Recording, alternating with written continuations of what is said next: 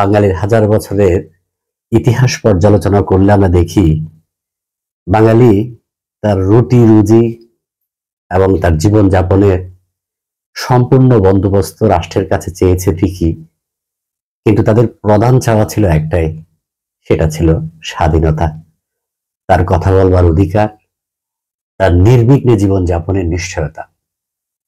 এবং এই জন্যই যখনই যে শাসক তার এই স্বাধীনতা, তার কথা বলবার অধিকার, জীবন যাপনের নিশ্চয়তায় হস্তক্ষেপ করেছে, প্রতিবারই বাঙালি জেগে উঠেছে। বাঙালির হাজার বছরের ইতিহাস কিন্তু তাই বলে। হ্যাঁ, হতে পারে অনেকটা দীর্ঘ সময় তারা সহ্য করেছিল, কিন্তু তারপরও তারা কোনো না কোনো একটা সময় তার স্বাধীনতার উপর হস্তক্ষেপ তারা কখনো সহ্য করেনি। আমরা সব ইতিহাস পর্যালোচনা করলে এটা দেখি। আমরা 52-এর ভাষা আন্দোলন থেকে 71-এর মহান মুক্তিযুদ্ধ, কিংবা আমরা যদি বলি 1991, 96 এবং 2008 এবং সর্বশেষ 5ই আগস্ট যে অভ্যুত্থানের মাধ্যমে আওয়ামী লীগ সরকারের পতন হলো, এই সবকিছু বিবেচনা করলে বাঙালির হাজার বছরের শাশ্বত যে ইতিহাস, সেটাই কিন্তু সামনে আসে। বাঙালি তার সবকিছুই চায় ঠিকই, কিন্তু তার প্রধান চাওয়া একটাই, স্বাধীনতা।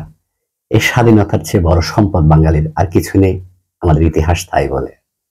কিন্তু আমরা দেখেছি আমাদের জীবদ্দশায়, আমরা যেটুকু দেখেছি 1991 সালে স্বৈরাচারী সরকারের পতনের পর গণতান্ত্রিক রাষ্ট্র ব্যবস্থায় আমরা ফিরে এসেছিলাম।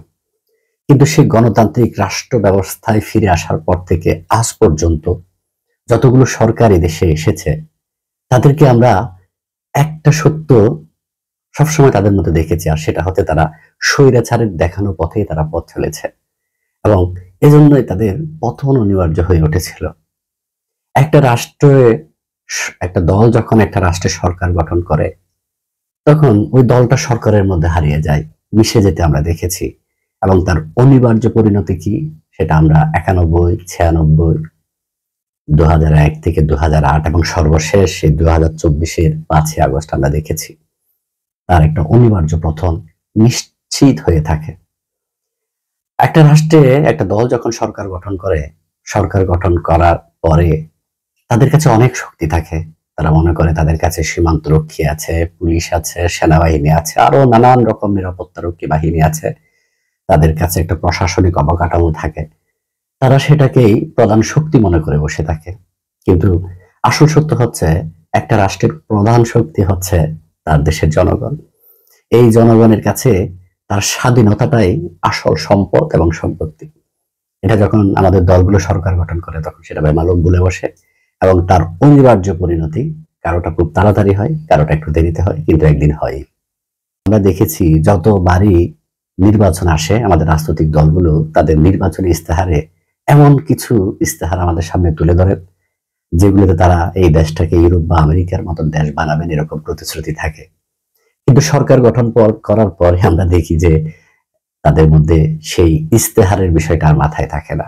তারা ইউরোপ আমেরিকার কথা বলেন ঠিকই, কিন্তু সেই ইউরোপ এবং আমেরিকাতে কি ধরনের রাষ্ট্র ব্যবস্থা আছে, কি ধরনের রাষ্ট্র পরিচালনা হয়, তারা সেটা বেমালুম ভুলে বসে, এবং সেটা তারা তাদের দেখে তারা শিখে না, এবং আমাদেরকে শুধু স্বপ্নই দেখিয়ে দেয়। এজন্য আসলে হয় কি, আমাদের যতবারই আমরা আশায় বুক বেঁধে আমাদের রাষ্ট্র পরিচালনার দায়িত্ব আমরা যাদেরকে দিই, তাদের কাছে প্রতিবারই আমাদের মন ভাঙে, এবং আমাদের যে আসল সম্পদ এবং সম্পত্তি, স্বাধীনতা, সেটা বারবারই খর্ব হয়, এবং তাদের অনিবার্য পরিণতি আমাদের একদিন দেখতে হয়।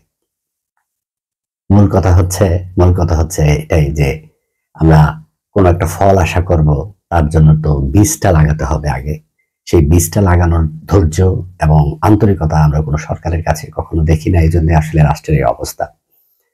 যাই হোক, আমি যে শুরুতে যে কথাটা বলেছি যে বাঙালির হাজার বছরের শাশ্বত ইতিহাস, সে কখনো তার স্বাধীনতার উপর হস্তক্ষেপ মেনে নেয়নি, এবং ভবিষ্যতেও মেনে নেবে না। বাঙালি তার স্বাধীনতার উপর হস্তক্ষেপ মেনে নেয় কিছুটা সময় হয়তো, কিন্তু একদিন যখন সে বিস্ফোরিত হয়, বিস্ফোরণ ঘটে তার মধ্যে, তখন তার পতন অনিবার্য হয়ে ওঠে। এবং আমরা চাইব আজকে যে বাংলাদেশের বিনির্মাণের স্বপ্ন দেখা হচ্ছে, আমরা চাই যে সে স্বপ্ন বাস্তবায়িত হোক, একটা গণতান্ত্রিক রাষ্ট্রে জনগণই যে সকল ক্ষমতার উৎস, তার প্রতিফলন আমরা দেখতে চাই। তাদের যে অভিষ্ট লক্ষ্যে এই গণ অভ্যুত্থানের মাধ্যমে একটা সরকারের পতনের পর নতুন একটা সরকার গঠিত হয়েছে, সেই অভিষ্ট লক্ষ্য আমরা এই সরকারের কাছে প্রত্যাশা করি। আমাদের দেশের প্রত্যেকটা নাগরিক শান্তিতে বসবাস করুক, অতীতের মতন যেন কোনো ধরনের আমরা আমাদের স্বাধীনতার উপর হস্তক্ষেপ কারো প্রতি না হয়। সবার বলার অধিকার সুনিশ্চিত থাকুক, সবাই সবার নির্বিঘ্নে জীবনযাপন করুক, এবং আমাদের এই বাংলাদেশের যে স্বপ্ন আকাঙ্ক্ষা, সে স্বপ্ন এবং আকাঙ্ক্ষাটা আমরা এই রাষ্ট্রের কাছে, এই সরকারের কাছে প্রত্যাশা করি।